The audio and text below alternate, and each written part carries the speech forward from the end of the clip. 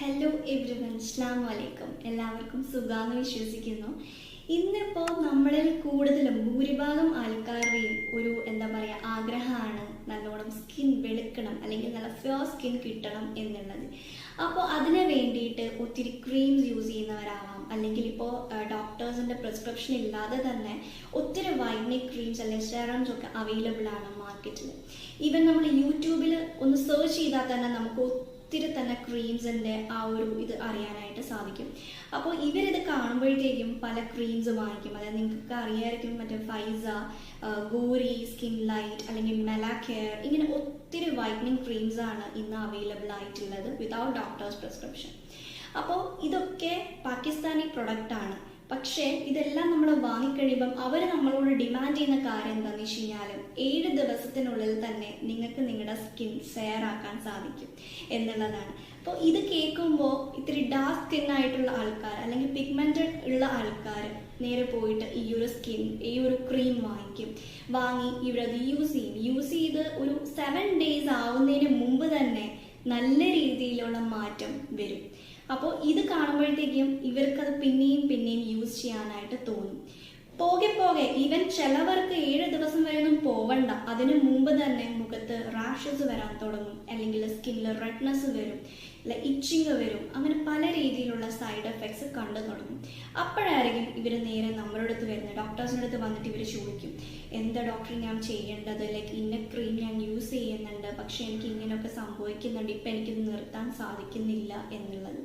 പക്ഷെ നമ്മളത് സ്റ്റാർട്ട് ചെയ്ത് ഒരു 7 daysനുള്ളിൽ അല്ലെങ്കിൽ പെട്ടെന്ന് തന്നെ നമുക്ക് ആ ഒരു സൈഡ് എഫക്റ്റ് ഉണ്ട് എന്ന് തോന്നി നമ്മുടെ അടുത്ത് വന്നു കഴിഞ്ഞാൽ ശരിക്കും പറഞ്ഞാൽ അതൊരു ഭാഗ്യം തന്നെയാണ്. നമുക്ക് അപ്പം തന്നെ അതിൽ നിന്നൊന്ന് ഇവരെ മാറ്റാൻ പറ്റും.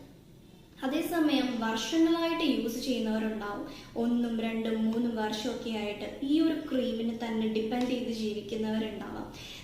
അവർ ഈ ക്രീം യൂസ് ചെയ്യുന്ന ആൾക്കാരെ കണ്ടു കഴിഞ്ഞാൽ നമുക്ക് മനസ്സിലാവും നോർമൽ സ്കിൻ ആയിട്ടുള്ളവരും അല്ലെങ്കിൽ ഈ ക്രീം യൂസ് ചെയ്തിട്ടുണ്ടാവുന്ന ആ ഒരു ഫെയർനെസ്സും തമ്മിൽ നല്ല രീതിയിൽ ഡിഫറൻസ് ഉണ്ടാവും. നമ്മൾ ഈ ക്രീം യൂസ് ചെയ്യുമ്പോൾ സംഭവിക്കുന്നത് എന്താണെന്ന് വെച്ച് കഴിഞ്ഞാൽ പെട്ടെന്ന് തന്നെ നമുക്ക് ആ ഒരു റിസൾട്ട് കിട്ടും. അതായത് ഇപ്പം കുരു വന്ന പാടുകൾ ഉണ്ടെങ്കിൽ, ആക്നെ മാർക്സ് ഒക്കെ ഉണ്ടെങ്കിൽ അത് പെട്ടെന്ന് മാറും. ഇല്ലെങ്കിൽ കുറച്ച് ഡാർക്ക് ആയിട്ടുള്ളവരാണെങ്കിൽ ഫെയർ ആകും. പെട്ടെന്ന് തന്നെ ആയിരിക്കും റിസൾട്ട് വരുന്നത്. അപ്പോൾ നമ്മൾ മനസ്സിലാക്കേണ്ട ഒരു കാര്യം എന്താണെന്ന് വെച്ച് കഴിഞ്ഞാൽ ഉറപ്പായിട്ടും അതിൽ സ്റ്റിറോയിഡിൻ്റെ കണ്ടന്റ് ഉണ്ടായിരിക്കും.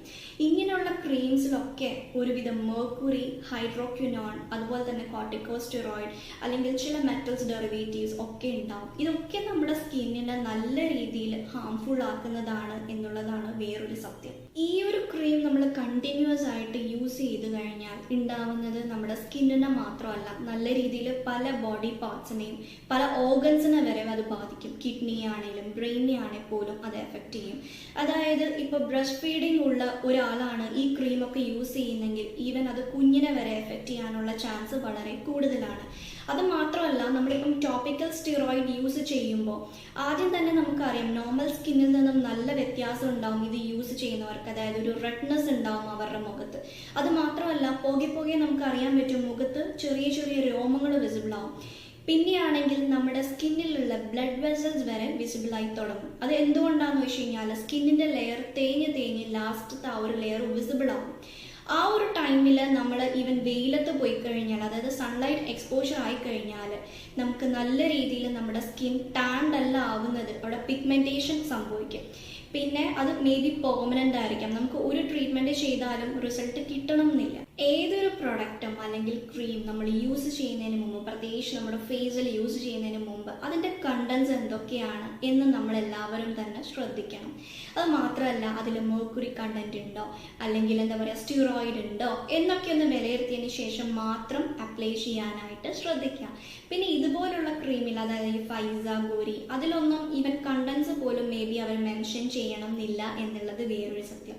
പിന്നെ നമ്മൾ എല്ലാവരും തന്നെ മനസ്സിലാക്കേണ്ട ഒരു കാര്യം, നമ്മളിപ്പോൾ കുറച്ചൊരു ഡാർക്ക് സ്കിൻ ഉള്ള ആൾക്കാരാണെങ്കിൽ ഒരു ക്രീം യൂസ് ചെയ്തത് പെട്ടെന്ന് തന്നെ നമ്മുടെ സ്കിൻ ഫെയർ ആവുന്ന ഒരു ക്രീമും അവൈലബിൾ അല്ല.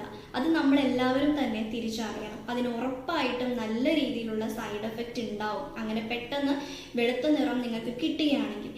അപ്പോൾ അത് മാത്രമല്ല, നിങ്ങൾക്ക് ഈ പറഞ്ഞതുപോലെ ഈ പിഗ്മെന്റേഷൻ അല്ലെങ്കിൽ ആക്നെ മാർക്സ് അങ്ങനെ എന്തെങ്കിലും ആണെങ്കിൽ നിങ്ങൾ തീർച്ചയായിട്ടും ഡോക്ടറിനെ കൺസൾട്ട് ചെയ്ത് പ്രിസ്ക്രിപ്ഷൻ അനുസരിച്ച് മാത്രം ട്രീറ്റ്മെൻറ്റ് എടുക്കുക. പിന്നെ നമ്മുടെ സ്കിൻ ഫെയർ ആവണം എന്നൊക്കെയുള്ളത് കുറേയൊക്കെ നമ്മുടെ ജനറ്റിക് ഫാക്ടേഴ്സിനെ ഡിപ്പെൻഡ് ചെയ്താണ് ഇരിക്കുന്നത്.